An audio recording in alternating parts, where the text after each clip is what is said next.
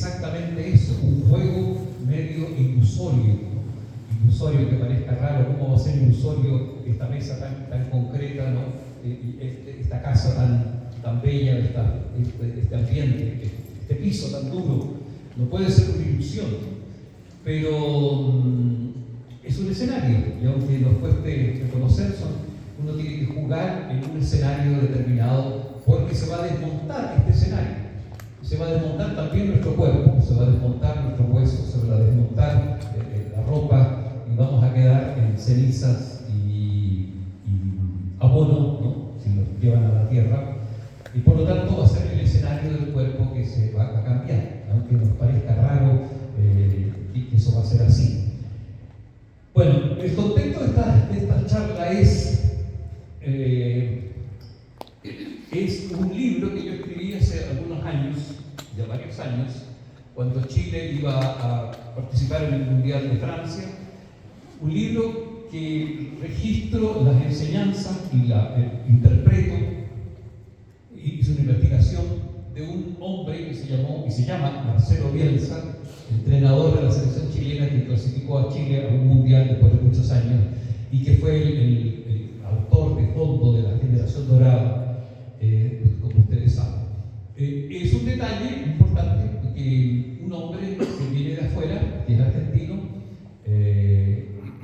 nos hizo mirar de otra manera un asunto muy particular como la cancha de fútbol. Pero yo usé sus estrategias y la metáfora de la cancha de fútbol para la cancha de la vida, y la metáfora del fútbol porque la vida también se parece profundamente al fútbol.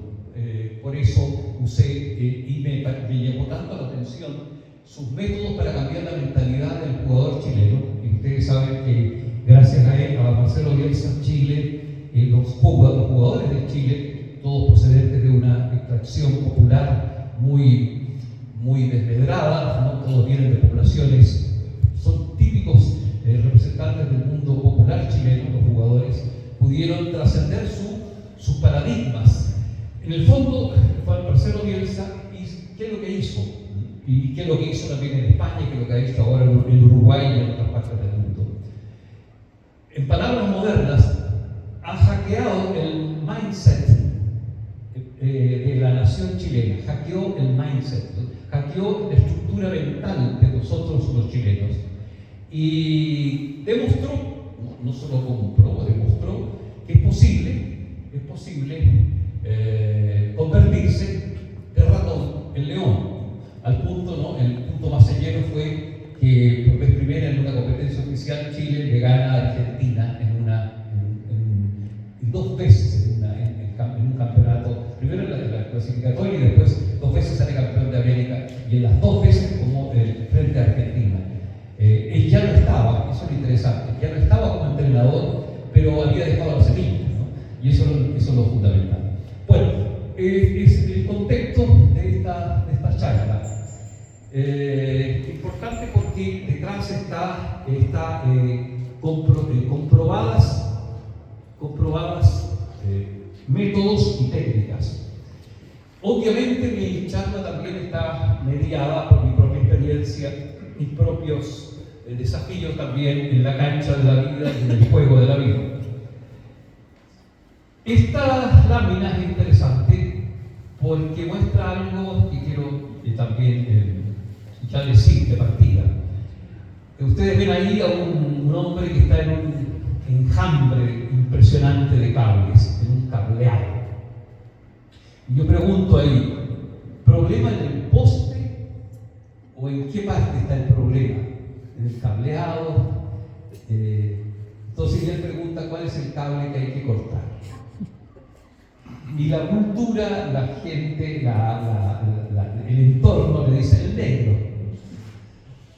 ¿Cómo saber qué cable hay que cortar para ser un ser humano? ¿Cómo saber dónde hay que operar para mejorar, para transformar y cambiar nuestra mentalidad? ¿Qué cable, qué resorte hay que tocar? Es un asunto entonces que requiere estrategias, requiere conocimiento. Nos han puesto en el juego de la vida para adquirir ese conocimiento y esa estrategia, o si no, vamos a estar como ese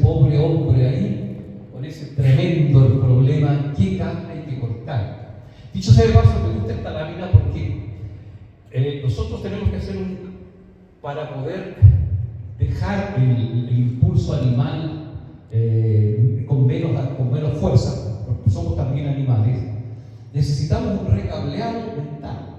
Sabemos muy bien que si no nos recableamos, vamos a ser profundamente infelices, ¿no? Cada día ustedes deben tener la experiencia que si uno no desconecta una sección de su mente y deja para no ofenderse o no tomarlo personal frente a una palabra, una actitud, un gesto del prójimo, el día lo va a pasar mal, ¿no? Uno se va a enganchar, se va a enojar, se va a entristecer, se va a enrabiar. Entonces la sabiduría está, ¿qué desconexión hacer? ¿Qué cable hay que cortar? Entonces la cultura nos dice el negro, ¿no? O sea, no nos dice nada, ¿no? Entonces, aunque es nuestra cultura moderna, occidental, ¿no? En donde nuestra educación, ¿no? El sistema educativo, el sistema universitario, no nos dice nada, nos da datos, nos llenan de cables, información, pero no sabiduría. Entonces, quería yo mostrarles esta imagen que es muy decidora. Bueno, este es el personaje que yo les hablo, ¿no? Se puede discutir. En el fondo, miren, yo escribí ese libro, no es un libro sobre fútbol, es un libro es una metáfora sobre el liderazgo y el autoliderazgo. En el fondo es un libro de sabiduría del vivir. ¿Qué es lo que define un líder? Bueno, lo que decía, ¿no? Un saber que existe algo superior, ¿no? Un líder es el que sabe, ¿no? Y por lo tanto puede ver, como sabe, puede ver y hacer mejor las cosas, ¿no? El que no sabe no puede ver ni puede hacer mejor las cosas. Me acuerdo de unas lágrimas muy tristes de una señora hace unos casi 40 años, porque fue en los primeros años que yo investigaba el mundo mapuche en la zona de la Araucanía, en Lumaco.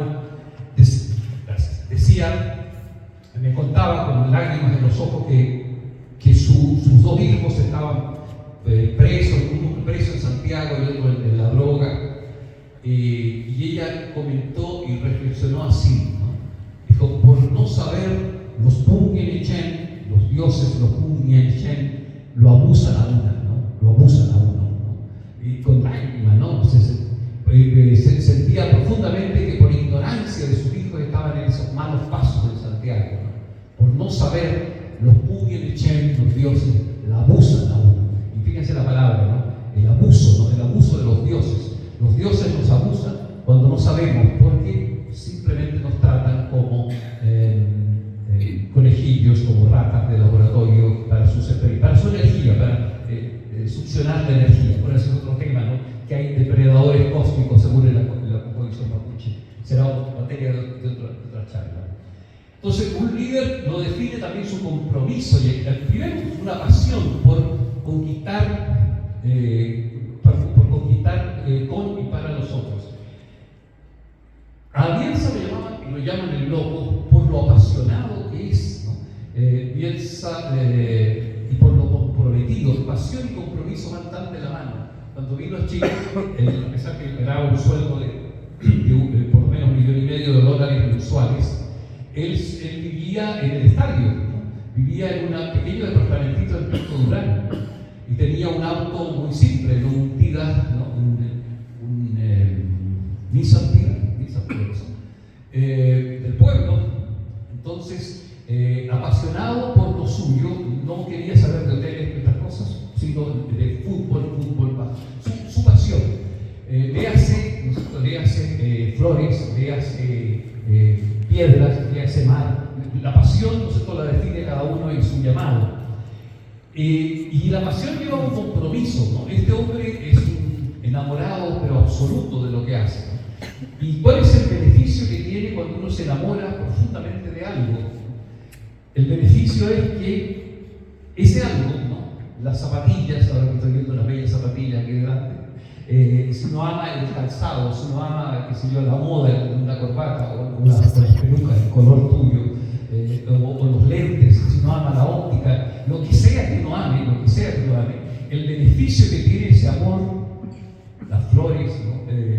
Como estas, o la construcción, es que se vuelven revelación de todas las cosas. Y aquí hay una cosa tan interesante, ¿no?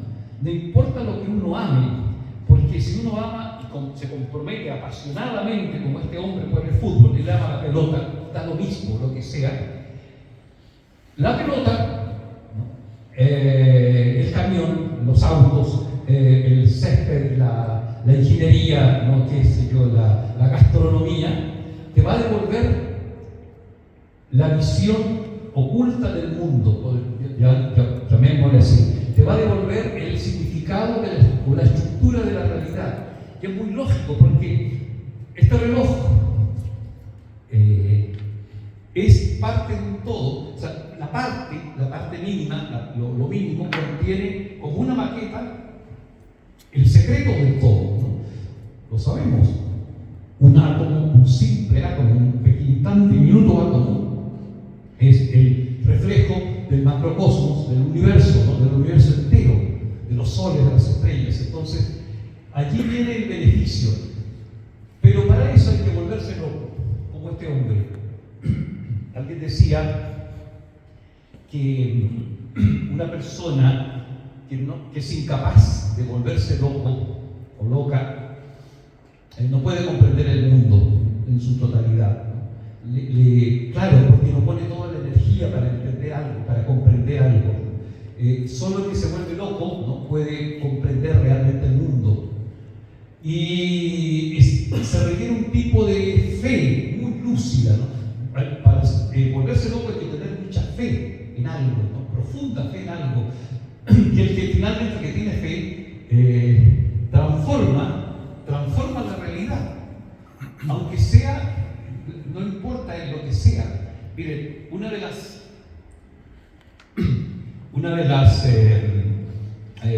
axiomas y de las premisas más notables de la psicología humana, de la historia de la psicología, la dio no un psicólogo, no la dio Freud, no la dio Jung, sino que la dio un empresario que se llamó Henry Ford. Henry Ford dijo esta frase genial, tan simple, pero tan concreta y tan interesante para nuestra vida. Él dijo: si tú crees que algo es posible o crees que algo es imposible, en ambos casos tienes la razón. En ambos casos tienes. Porque la fe, ¿no?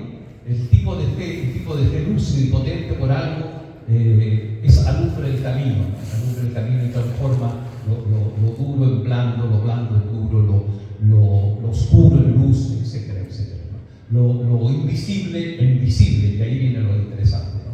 Lo invisible que era para Chile llegar a un mundial o ganar la Argentina, en un asunto tan particular como el fútbol, se vuelve visible, ¿no? Y fue posible que un chico que se llamaba,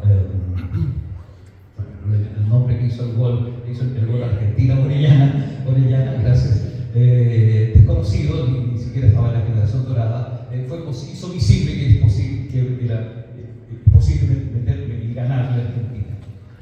Bueno, hay dos columnas para un líder, y ahí, por eso elegí esa foto, ¿no? Lo que repetía y lo que observé, yo observé también a Bielsa. Él era entrenador, yo viví en México, fue entrenador un año o dos de Datos de Guadalajara, y les repetía, hacía este mismo gesto a los jugadores de fútbol de allá, que hizo lo mismo aquí en Chile. Les decía: hay dos columnas en nuestra vida, en nuestro diario vivir, ¿no? Amor y disciplina. Esas son las columnas. O sea, es muy simple al final todo, ¿no? Si uno no tiene amor y pasión, pero no amor absoluto, amor profundo, amor desvelado, amor firme, como lo hacía Bielsa, amor técnicamente y fuerte, ¿no? A diferencia, por ejemplo, de otros técnicos que tuvo Chile, ¿no? Que abrazaban a los jugadores, tenían asados comunes y les perdonaban a todos, como Borghi, por ejemplo. Bielsa le paraba los carros directo al rey Arturo, a Vidal, y me acuerdo de una escena, no sé, que fue muy conocida, hizo una pirueta en la cancha Vidal y le dijo: Arturo, usted no fue encomendado para otra cosa. piruetas al Bayern de Leverkusen, donde lo contrataron, pero aquí viene a trabajar y a tener disciplina. Y lo sacó y lo dejó 2 partidos sin jugar por la selección chilena, a pesar que era el rey de la cancha. Entonces, lo que diría a un líder es amor por lo que se hace, y cuando hay amor hay que tener también humildad. La humildad es parte del amor. Arturo Vidal recibió lecciones de humildad que no le sirvieron mucho después, ¿no? Después fueron expulsados muchas veces. Amor y disciplina, ¿no? Son los dos ejes de un liderazgo.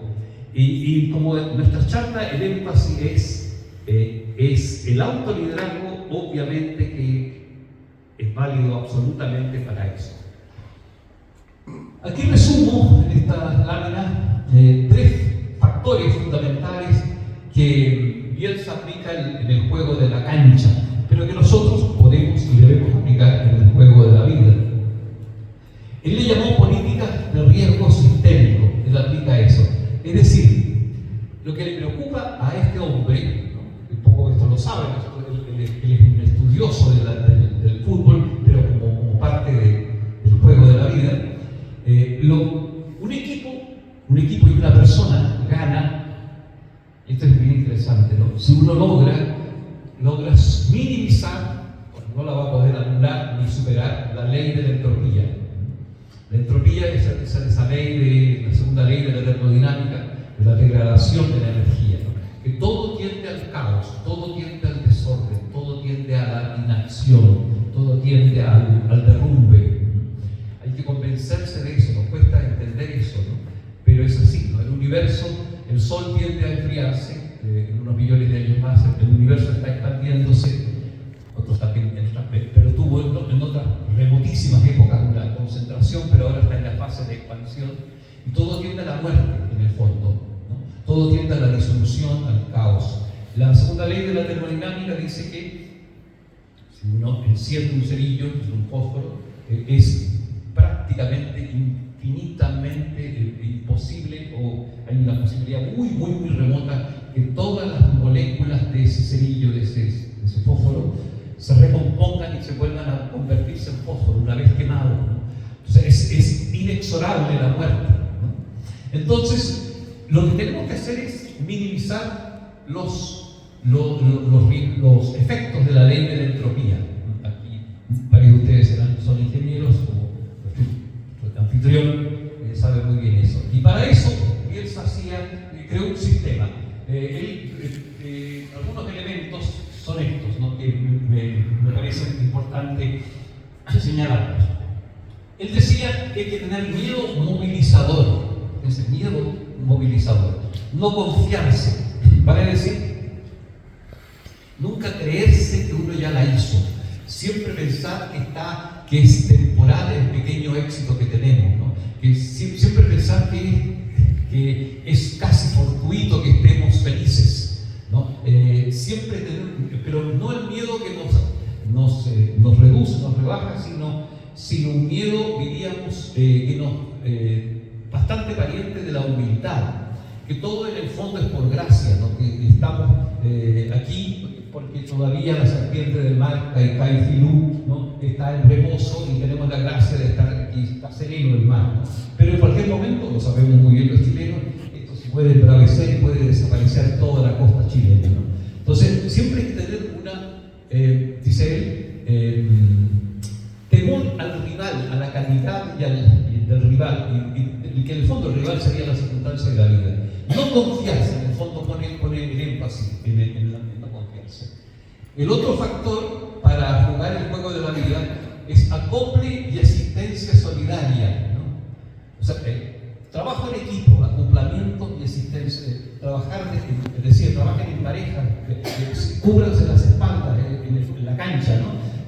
Anticípense también lo que le va a pasar al compañero, ¿no? Sería una manera de reducir el azar, es las sociedades que hay, en los trabajos, en las oficinas, ¿no? En las instituciones, en las empresas, en la familia, ¿no? Acoplarse para anticiparse a lo que viene.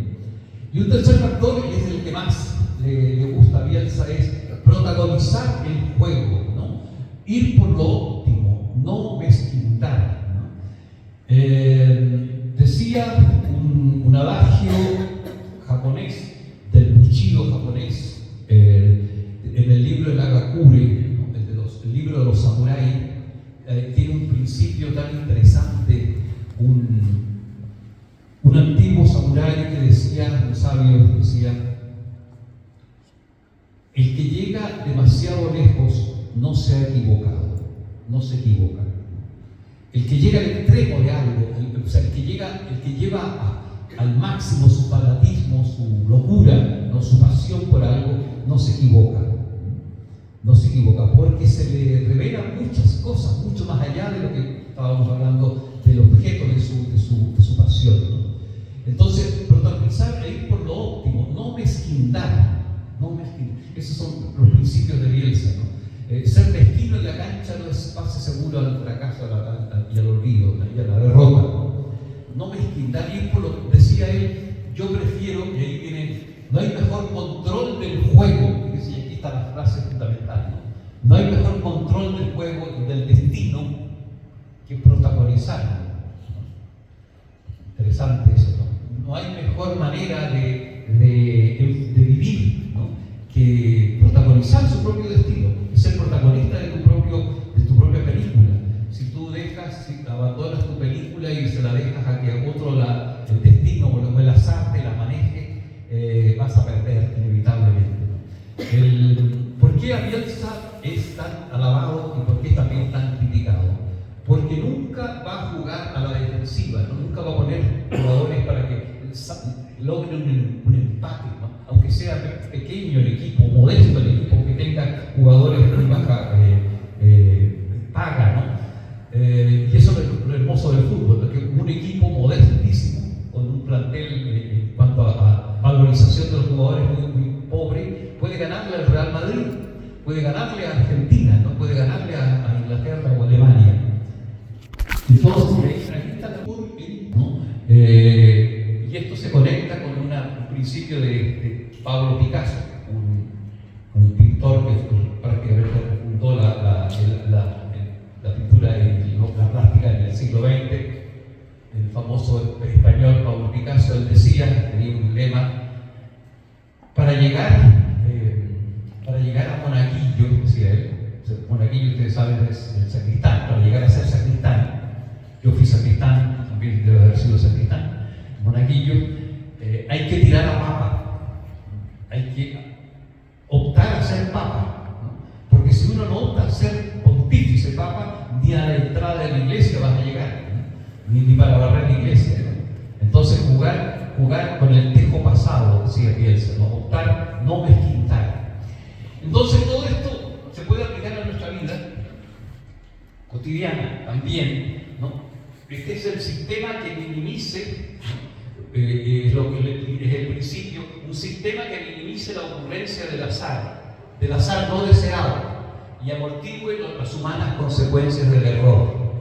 En el fondo uno debe rodearse de condiciones y crearse condiciones para que el azar a uno no se lo coma, ni la ley de la entropía lo agarre, ¿no? Y nos agarra, ¿no? Nos agarra en el aseo del auto o el aseo de la casa, ¿no es así? Por eso insiste tanto entre toda dueña de casa en el aseo, porque, y aunque uno se incomode, aunque yo me incomode, el azar está en nuestro principal enemigo, ¿no? La disolución, la muerte, el abandono, ¿no? En fin, si uno descuida un proyecto, ¿no? se va y muere. Esta imagen me gusta muchísimo, ¿no? Una de las imágenes que más valoro. Alguna vez empecé a hacerlo un póster para mí, porque me dice mucho. Yo escribí antes del libro de Bielsa, Cómo transformarse de ratón en león, un libro, una biografía de este jugador, del Matador Salas. El Matador Salas era un muchacho, es el jugador, para mi juicio, el mejor jugador que ha tenido el fútbol chileno, para mi juicio, puedo dar algunas razones. Este chico, lo conocí a los 15 años en Temuco. Yo estaba casado en Temuco, en matrimonio anterior, y mi mujer de antes tenía un hijo de la misma edad de Marcelo Salas, y era compañero de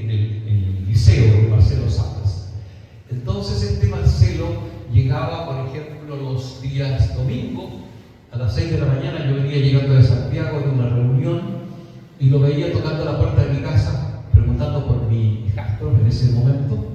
¿Y para qué? Llovía, ¿no? Llovía mucho, como yo en Temuco, para ir a jugar fútbol, a entrenar en una cancha del Pueblo Nuevo.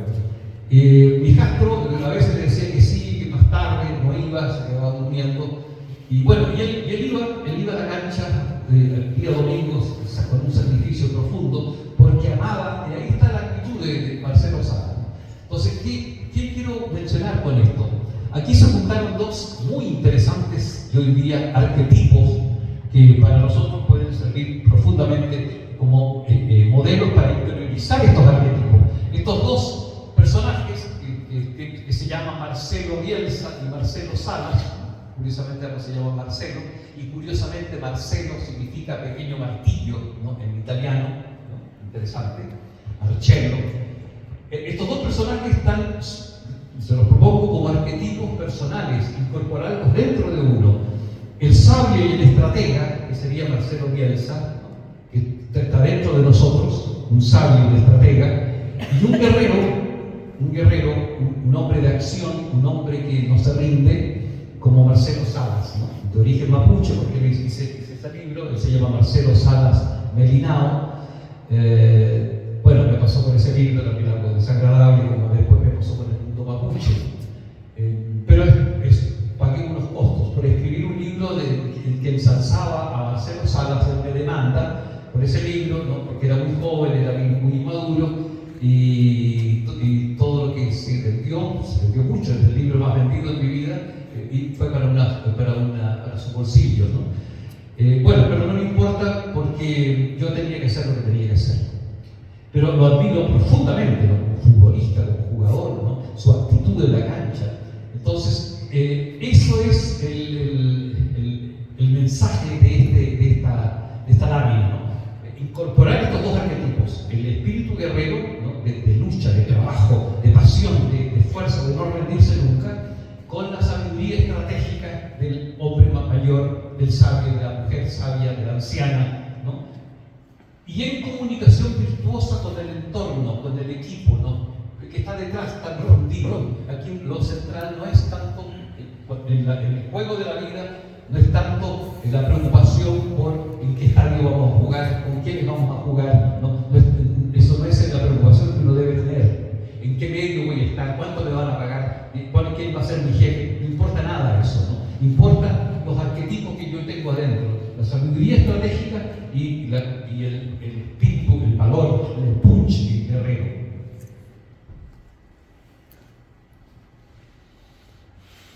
A ver, el liderazgo efectivo que transforma, vamos a seguir profundizando en esto, requiere, ¿no es cierto?, un discurso coherente que apela a una identidad y a un estilo.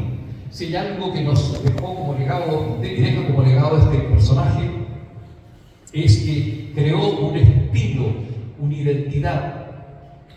Uno recién va a justificar su existencia y va a ganar el juego de la vida, eso es lo que estoy diciendo. Uno va a poder ganar el juego de la vida y justificar su existencia si desarrolla, si cultiva un estilo y una identidad. Las personas que no logran descubrir su identidad, construir su identidad, se los come la marea de la vida, ¿no? Bueno, nos volvemos insignificantes para el universo. La persona que no desarrolla una voz, no me refiero cuando digo desarrolla una voz en las redes sociales, no me refiero a la persona que desarrolla una voz escribiendo libros, como en mi caso, sino la persona que no se recorta nítidamente y no se autodescubre, este soy yo, esta soy yo, el estiércol, uno simplemente se convierte en estiércol cósmico y no va a ser respetado por las entidades superiores, ¿no? Que nos crean por lo que somos, ¿no? Ser, en primer lugar, ¿no? Uno tiene que cultivar una identidad coherente entre lo que dice que es y lo que hace, ¿no? Lo segundo, liderazgo liderazgo efectivo o el autoliderazgo funciona cuando hay fidelidad a una pasión. Contagiar un fuego misional. Ahí voy a contar una anécdota, la apunté ahí y luego la cuento. Y unas prácticas sistemáticas rigurosas sin dejar margen al azar, ¿no? Eso valida a un gran líder.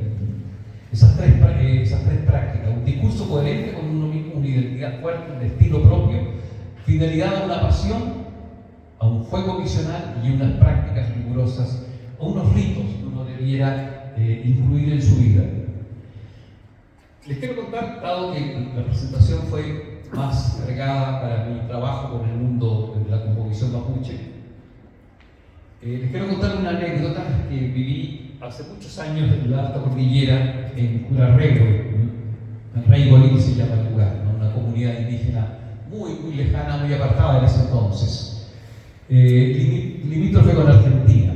Allí conocí yo a un lonco que se llamó Carlos Carenado Traitú, y en las noches, donde yo lo visité unas 4 o 5 veces,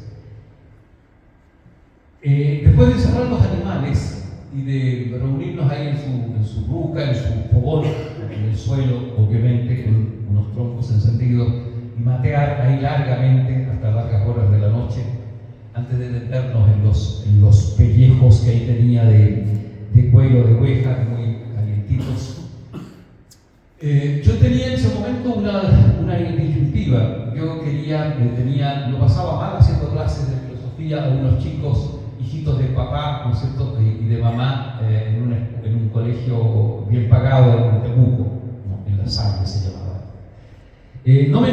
No me hacían caso, los chicos tenían otras preocupaciones, y eso que no habían celulares en esa época, pero estaban distraídísimos siempre y no inflaban las clases de filosofía. Y por otro lado, me había llegado la oferta, alguien me había hecho, no sé cómo era, de una posible beca para sacar un doctorado de la educación en España. Tenía que dar unos pasos, me entusiasmaba mucho la educación, tenía esas dos cosas, ¿no? Entonces yo no sabía qué hacer, si seguir el camino, mi diamond, mi trabajo de la educación, o no. Y le pregunto a este lonco, mientras él mateábamos y churrasqueaba un poco algo ahí en el fuego. Don Carlos, le decía lonco, le contaba mi dilema. Lo que pasa es que en Temuco hay unos chicos, yo hago clase ahí, no ponen atención, son tan distraídos, hasta se burlan a veces del profe, etcétera, etcétera. ¿Qué debo hacer?, le pregunté. Y él no me contesta, ¿no? Hace unos gestos ahí de seguir churrasqueando, lo que estaba preparando en una paila. Le vuelvo a preguntar: mire, me ofrecen una beca de España para ser educador y ser doctor en algo que explicaba lo que era en educación. Pero siento que no tengo eco, no tengo respuesta. Los chicos son unos chicos hijitos de papá y les pagan la educación, no están ni ahí con las clases de filosofía, etc. No hay respuesta, no me respondía este hombre, ¿no? Yo pensaba que era porque no entendía la pregunta que estaba haciendo. Yo trataba de hacérsela más práctica y concreta. Arrimaba nomás unos leños ahí al fuego, a un tronco grande que estaba ahí encendido, ¿no? Y arrimaba unos leños y no respondía. Por tercera vez le hago la misma pregunta, después de un rato, ¿no? Y hace lo mismo, no responde y le acerca unos palos ahí de monte para el fuego, ¿no? Entonces, como yo pasa el rato y seguimos mateando, por cuarta vez le pregunto, ahí él me responde. Y ahí me dice lo siguiente, ¿no? Esta frase tan genial, y que ahora saco a colación. Me dijo: solo carbón prendido grande puede prender a carbón apagado chico. Nada. Y repitió el gesto. Acercó unos leños pequeños al tronco grande que estaba en el centro. Entonces yo me acordé de inmediato de algo que había leído, no hacía mucho, hacía muy poquito, de una declaración que había hecho, en una entrevista que había hecho el gran y genial escritor argentino Jorge Luis Borges, Borges. El periodista le preguntaba, lo había leído en la prensa, ¿qué recuerdos tiene de su paso como profesor de literatura y de literatura inglesa, del inglés antiguo, en la Universidad de Buenos Aires? Y Borges le responde algo tan parecido, idéntico a lo que el Lonco me dijo, ¿no? Y que ahí entendí, ¿no? Ahí por fin entendí porque lo vinculé las dos cosas. Entonces, Borges le dice al periodista, mire, ¿cuál es su experiencia, le dice él, de enseñar literatura en la universidad? Y Borges le dice, mire, yo no sé si uno puede enseñar algo a alguien. Tengo mis serias dudas de que uno puede enseñar algo a alguien, menos a unos chicos, a unos jóvenes. Lo único que uno puede hacer, decía Borges, es comunicarle un fuego por lo que uno hace. Yo lo que hago, creo poemas y construyo poemas y escritos con los muchachos ahí en la facultad. Lo único que uno puede hacer es que acercarles un fuego, ¿no? Que vean en uno una pasión, ¿no? Y esa es la que convence, esa es la que calienta, no el contenido de la enseñanza. Entonces, el Lonco me decía exactamente lo mismo. Solo carbón prendido grande puede prender a carbón apagado chico. O sea, lo único que convence es el ejemplo, el testimonio, ¿no? La realidad de cada uno, ¿no? Entonces uno tiene que ser uno mismo, no preocuparse tanto de enseñar, sino de actuar como uno es, ser consecuente con lo que uno es. Se pagan costos, por supuesto, porque nadie está dispuesto a... no caen bien las personas que son ellas mismas. Los creadores, ¿no? Han tenido que luchar contra la incomprensión permanente de eso. Me ha pasado con la cultura mapuche, ¿no? Recibí funas muy terribles hace unos 5 años atrás, hasta amenaza de quemar mi casa, por envidia, básicamente porque no podían soportar, no todos los mapuches, alguna cierta gente intelectual mapuche, que un huinca, un mestizo como yo, ¿no? Escribiera tantos libros sobre el tema mapuche, ¿no? Entonces ahí vivo yo hoy día el racismo mapuche al revés, ¿no? El racismo que también lo debes haber experimentado, ¿no? Con tu testimonio de rescatar la cultura material en el museo. Bueno, pero es el costo que hay que pagar cuando uno hace algo distinto, o cuando uno se juega por algo que está convencido. Bielsa tenía una cosa muy interesante para cambiar a las personas, ¿no? A los jugadores, ¿no? Y aquí estoy siendo muy superficial, pero estoy consciente de eso por la obra, porque no quiero tampoco latearlos con tanto tema. Está en un libro completo que se llama Cómo convertirse a ratón en león, que no tengo, dicho sea de paso, no tengo digital, se agotó físicamente, así que si ustedes lo desean pueden anotar dónde está este libro. Él decía que en los jugadores, por tanto en nosotros, hay que instalar una fantasmática interna, es decir, hay que instalar dentro de uno, en el fondo, un tipo de yo al cual uno debe creer, ¿no? Debe asumirse, ¿no? Él decía, uno tiene que poner dentro de sí, ¿no? hacer tres cosas. Primero, tener unas imágenes de poder. Por eso la primera imagen que yo puse, ¿no es cierto?, es un ratón que está detrás con la imagen de un león, ¿no? Instalar dentro de uno una imagen de poder, lo que yo quiero llegar a ser, en lo que yo me quiero convertir, cómo yo me quiero ver, ¿no? Lo que hoy día en tantos libros se habla de la ciencia o la técnica de la manifestación, ¿no? De imaginarme ser ese que quiero ser, ya siéndolo, ¿no? Imaginarme, pero con emoción y con una visión muy clara de lo que yo quiero ser, cómo me veo, ¿no? Dónde me veo, ¿no? Incluso imaginarme cuál va a ser mi último momento de muerte, ¿no? Mi último instante de mi vida, ¿no?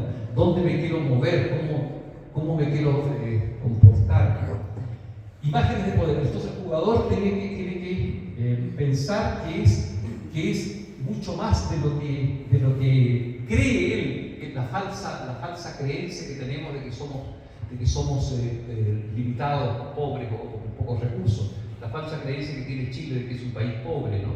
Chile no es un país pobre, ¿no? Es un país donde viven pobres, que es muy otra cosa. Una anécdota, el Mati, el apellido de Mati, del jugador Mati Fernández, pasó por un periodo de una racha mala, jugando, no atinaba en el juego, estaba distraído, tenía alguna dificultad consigo mismo seguramente. Un jugador que quiso mucho Bielsa, ¿no? Porque vio en él pasta de grande, ¿no? Entonces, ¿qué es lo que hizo él? Terminó un partido y le dijo, mira, un entrenamiento, le dijo, Matías, ven. Y lo llevó al camarín, ¿no? Donde había un espejo grande, espejos grandes, y le dijo, mira, obsérvate. Y lo instaló delante del espejo, ¿no? Obsérvate ahí. Lo tuvo varios minutos. Sigue observándote. No te muevas. Obsérvate. Entonces, como se dio cuenta que no atinaba, él le hacía esa prueba de ponerlo delante del espejo, le dijo, Matías, ¿ves la gran calidad de persona que eres? ¿Ves el magnífico jugador que tú eres? ¿Lo ves? ¿Por qué no lo ves? ¿No? Ahí como decía mi padre, lo atrincó ahí, ¿no? ¿Por qué no lo ves? Observa la calidad de persona grandiosa que eres. ¿Por qué no lo sacas en la cancha? ¿Por qué te rebajas? Empezaron las preguntas. Entonces, el método de Bielsa, un pararse distinto en la realidad y un moverse más eficiente frente al mundo. Pero eso es producto de estas tres cosas. No he hablado de hay que cambiar el relato. Yo soy. Si yo sigo diciendo, mire, yo soy solamente una dueña de casa aquí, que le hago el lunch a mi marido, como dicen en México las mujeres. No, profe, yo soy Lupita, yo no tengo una gran historia, ¿no? Yo solamente le preparo el desayuno a mi hijo y en la noche la cena a mi marido. No, cuando yo le preguntaba, ¿tú crees que tú tienes una historia personal más apasionante o tan apasionante como las estrellas de Hollywood? Le preguntaba yo a una de las que asistía al curso. No, profe, no, me decía, no creo. Yo le decía, ¿por qué? No, porque yo soy Lupe nomás y soy una dueña de casa, común y corriente que en México, que hago el desayuno de mis hijos. Entonces, yo les planteaba ese desafío, ¿no? En esos cursos de autoescritura, estoy hablando ahora de autoescritura. Le decía, mira, Lupita, a ver, ¿tú crees que si tú mañana o pasado en estos días que dura el curso, tú me trajeras un dossier así de gordo, ¿no? Un carpetón con todos los datos biográficos tuyos, ¿no? Todos los datos, todo lo que tú has hecho, entrevistas que te han hecho, o testimonios de tus vecinas, de tus amigas, la genealogía de tus abuelos, qué sé yo. Es decir, que me trajeras fotos de tu casa, ¿no? Y todo este material que tú recolectaras de tu vida cotidiana. ¿Crees tú que si yo le entregara ese material, este carpetón de datos tuyos, a un narrador genial como Gabriel García Márquez, o a un cineasta fantástico como Ingmar Bergman, ¿no? O como Werner Herzog, para nombrar algunos cineastas fabulosos que hay, ¿tú crees que ese hombre, ese García Márquez, ese Bergman, no sería capaz de hacer un clásico de todos los tiempos con los datos tuyos que le entrego? Sí, yo lo creo, me decía ella, ¿no? La Lupita, ¿no? Entonces, concluíamos, ¿no? Para aligerar esto, que el problema no es Lupita, no es lo que vive, no es que sea dueña de casa, ¿no? Cocinando al marido o a los hijos, sino el mal relato que ella tiene de sí misma. El problema es que ella es mala narradora de su propia vida, porque me aceptaba. Decía, claro, sí, si llega a manos mi vida, si mi vida la escucha un García Márquez, obviamente que hay un clásico, un novelón con mi vida, sin falsear nada. Y yo le decía, ¿por qué crees tú él haría eso. Porque sabe escribir, sabe hacer una película. Entonces ahí concluíamos y ahí se daba cuenta lo siguiente: el problema no es la vida que tenemos, ¿no? El problema es la manera como la contamos. Ese es el problema. El problema no es la vida fatal, o triste, o desgraciada, o pobre, o qué sé yo, rica, lo que sea, que tenemos, ¿no? O que me dejaron 3 veces, o las mujeres, o los hombres. El problema no es eso, sino cómo narro mi vida, cómo me la cuento. Entonces, Bielsa decía: hay que cambiar el relato del yo soy. Yo no soy el chico que patea piedras ahí en la ventana y que no tenía plata para el pan. Claro, eso es un hecho, lo viví, pero yo no soy eso. Entonces hay que cambiar el relato del yo soy. La imagen, primero que verse distinto, verse otro, cambiar el relato y después llevar a otra práctica corporal. Entonces, pararse viendo, y le decía Bielsa a Matías Fernández: mira el tipo que juega, quiere que te levanta bien la cabeza, ¿no? Impone tu físico en el juego, ¿no? Bueno, el resultado de esa plática que tuvo Bielsa con Matías Fernández, que en el partido siguiente hizo 2 goles, ¿no? A Colombia, me acuerdo, hizo un gol sensacional de tiro libre, o sea, se percudió y se transformó en la cancha, ¿no? Fue fundamental. Y algo muy bonito que leí hace poco, que Bielsa, de la cúspide, después de muchos años, le mandó un mensaje de mucho cariño a Matías Fernández cuando se retira del fútbol, hace unos pocos meses. Pues bien, yo quiero ahondar mucho más, quiero decir algunas cosas. Esto es muy denso. Aquí hay una cosa más simple. Vamos a ir terminando. Esta pregunta me gustaría que la registraran para ustedes y que se la llevaran después de esta conferencia. La pregunta es esta: ¿quién enciende de verdad el fuego de mi corazón? Hoy día, ahora. ¿O qué ha encendido de verdad el fuego de mi corazón? Y eso que ha encendido de verdad el fuego de mi corazón, ¿por qué yo hoy día lo tengo tan abandonado? ¿Por qué yo estoy tan lejano a esa pasión que sentía cuando más joven, o cuando estaba en la universidad, o cuando estaba, no sé yo, coloreando, y tenía ganas de comerme el mundo? ¿Qué hace vibrar a mi corazón? ¿Qué lo hace vibrar? Mire, aquí hay una frase preciosa de Elizabeth Kubler-Ross, que es la tanatóloga, una mujer, una doctora finlandesa, me parece, experta en duelos de personas que han vivido duelos. Austriaca. ¿Austriaca? Austriaca. Dice ella: es muy importante que hagan lo que de verdad les importe. Solo así podrán bendecir la vida cuando la muerte esté cerca.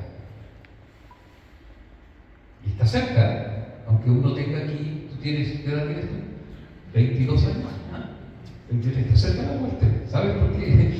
Porque el solo hecho de estar vivo, somos candidatos a la muerte.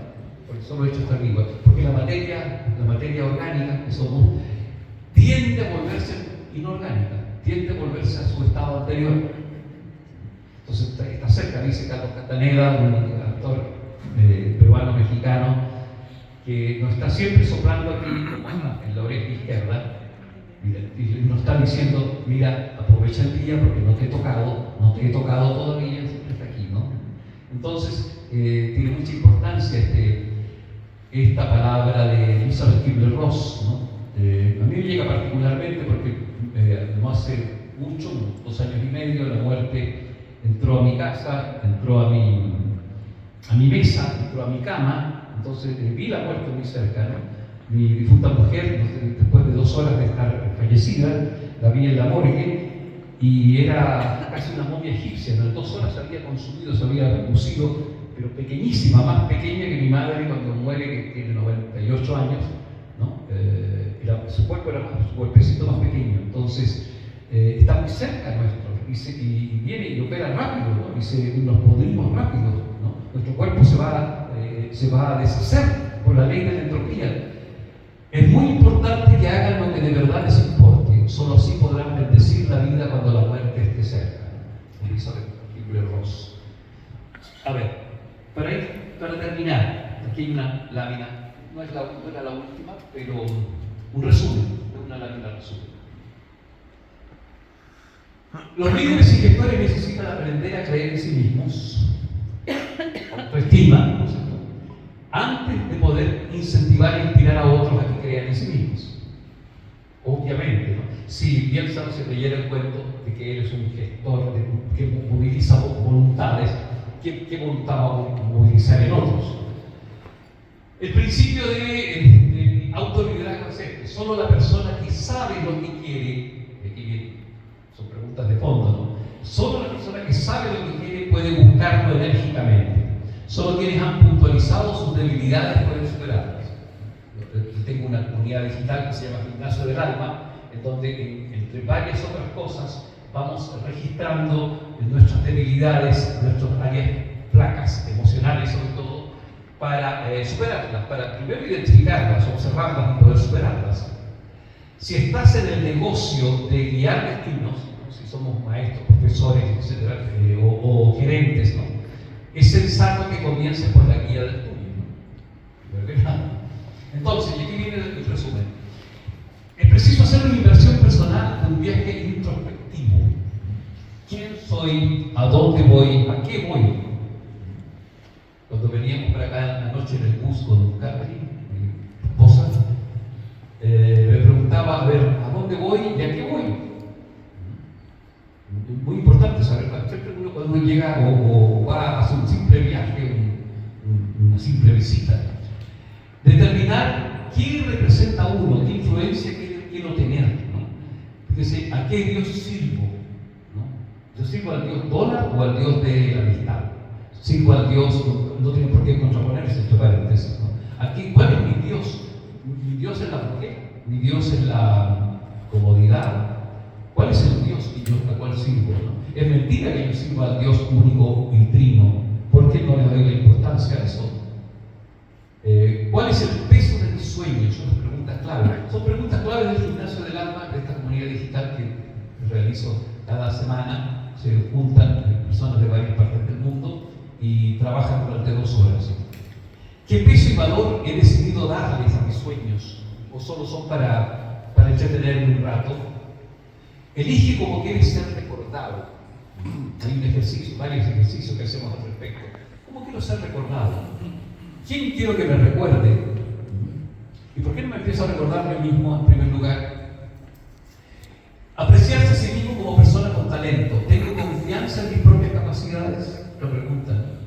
¿Tengo confianza en mis propias capacidades? ¿Por qué hay personas que confían más en mis capacidades que yo mismo, ¿no? También he pasado yo por eso, ¿no? Hay varios periodos en que otras personas tienen más confianza en mis capacidades que yo mismo.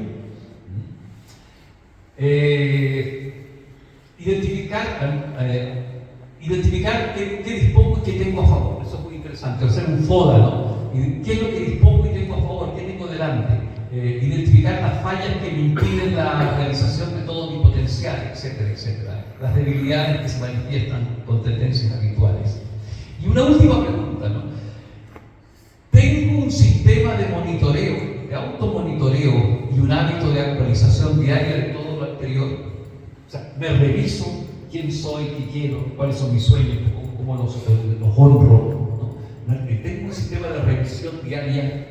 En el Gimnasio del Alma propongo que, por ejemplo, uno tenga una práctica muy sencilla, pero muy interesante. 5 cosas que yo agradezco de este día, ¿no? Escribirlas en lo posible o registrarlas mentalmente. 5 pequeñas felicidades de este día que ya está muriendo, que terminó, ¿no? Ese pequeño rito, ese pequeño hábito, me monitorea respecto a lo importante que veo en mi vida, o que y me monitorea cómo yo estoy viviendo a fondo mi vida humana, de acuerdo a lo que a mi misión, a mi trabajo, a mi pasión. La última imagen para terminar. Me acuerdo que tengo una imagen interesante. A ver, no es la última imagen, pero este es parte de un poema de Fernando Pessoa que resume muchas cosas, me encanta, ¿no? Fernando Pessoa es un portugués, un poeta portugués. Él decía, para ser grande como Matías Fernández, como el Arturo, como Bielsa, como a la persona que admiremos, ¿no? Sé entero, no dividido, sé entero. No andar dividido, no andar fraccionado, en contradicción interna, ¿no? Una última anécdota, ¿no? De esto del entero. No, es muy larga, la vamos a dejar para la próxima charla. Para ser grande, sé entero. Nada temas, exagera o excluyes.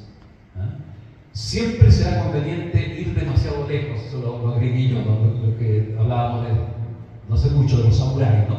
El que llega demasiado lejos no se equivoca. Sé todo en cada cosa. Sé todo, entero en cada cosa. En lo mínimo, sé pon cuánto eres en lo mínimo que hagas. Pon cuánto eres en lo mínimo que haces, dice Pessoa, ¿no? Pon cuánto eres en lo mínimo que hagas. Ser entero en cada cosa que uno hace, ¿no? En esta conferencia, en esta audición, ¿sí? Y ahora sí la imagen final, antes de la conversación. Muy bien. Una madre seguramente sacando de la boca del caimán, del tiburón, del cocodrilo a su hijito. No te quedes de brazos cruzados si ves al mal devorar a tus cercanos, a tu entorno territorial, a tus hijos, a ti mismo. No te quedes de brazos cruzados si ves al mal devorando Chile, devorando la costa de Coronel, ¿no? Devorando los bosques de Chile, devorando los lagos de Chile, ¿no? A tus hijos, a ti mismo. Se puede cambiar el destino, uno puede cambiar, porque el destino también es una construcción.